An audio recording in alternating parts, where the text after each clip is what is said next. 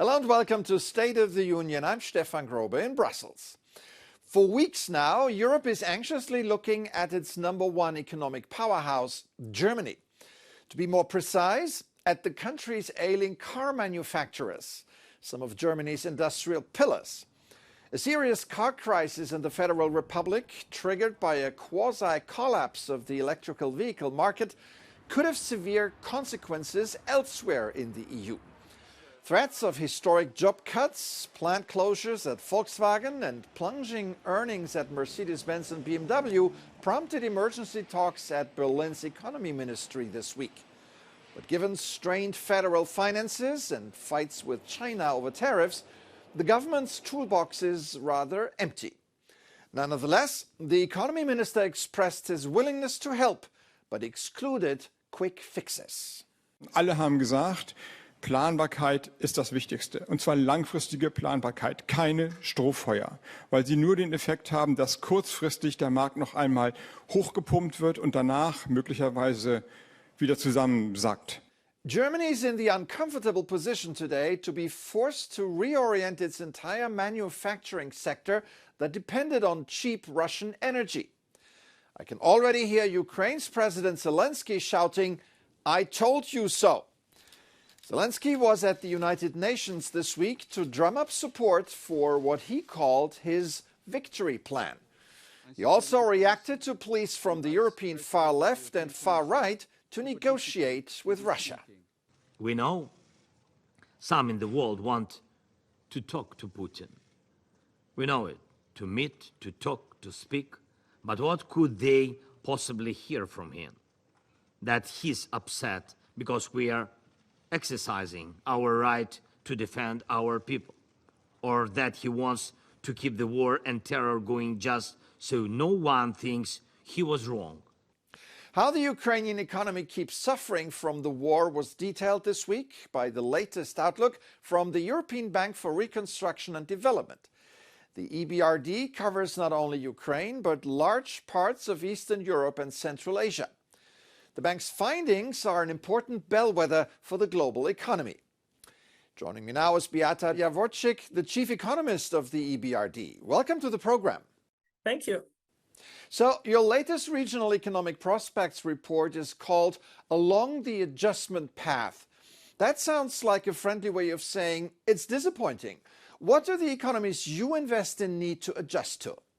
Well, the situation in Europe remains quite challenging. We continue to have very high prices of energy. Particularly, the price of natural gas is 5 times as high as in the US.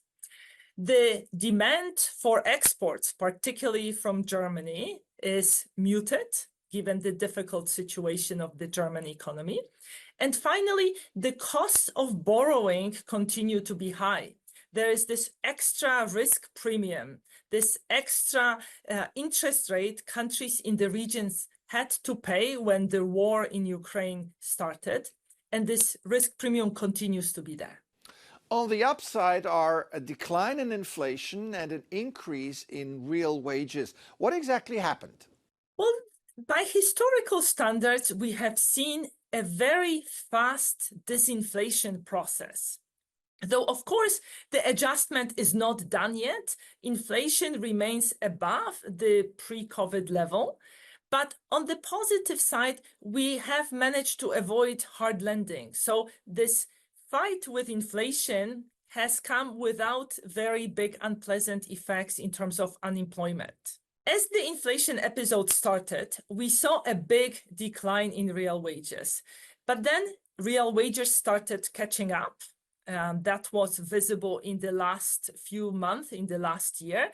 They are not yet back to the pre-COVID trend, but they have certainly caught up in a significant way. I guess there's still some remaining inflationary pressures. What are they? Inflation still remains high in some countries, such as Turkey or Egypt, still in high double digits, and depreciation of domestic currencies, which has made imports more expensive, has contributed to further inflation.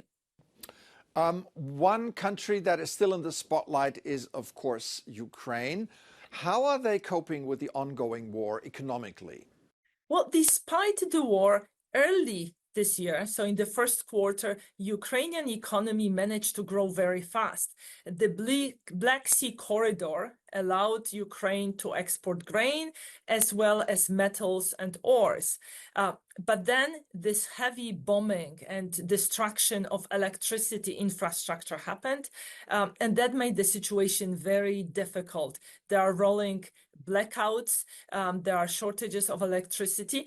The country is importing electricity from Europe, but it comes at a higher cost, and that's weighing down on the economy. All right, Beata Jaworczyk, Chief Economist of the European Bank for Reconstruction and Development. Thank you for your insights today. Thank you, Stefan. Before we finish, let's go to Portugal, a country severely hit by massive wildfires recently. Such a catastrophe leads many people to pray for God's protection.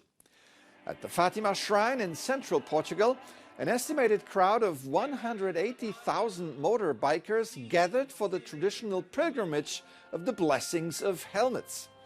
A parade carried the statue of Our Lady of Fatima to the Basilica of the Holy Trinity, followed by Mass, where the helmets were blessed. The annual pilgrimage is organized by various motorcycle groups from around Europe. They come to the famous pilgrimage sites to ask for the Lord's protection for their trips, as a church official explained. According to national statistics, 124 people died in almost 9,000 motorcycle accidents in Portugal last year. If God can help bring these numbers down, let's give it a try. That's it for this edition. I'm Stefan Grobe. Thank you for watching. Have an excellent week.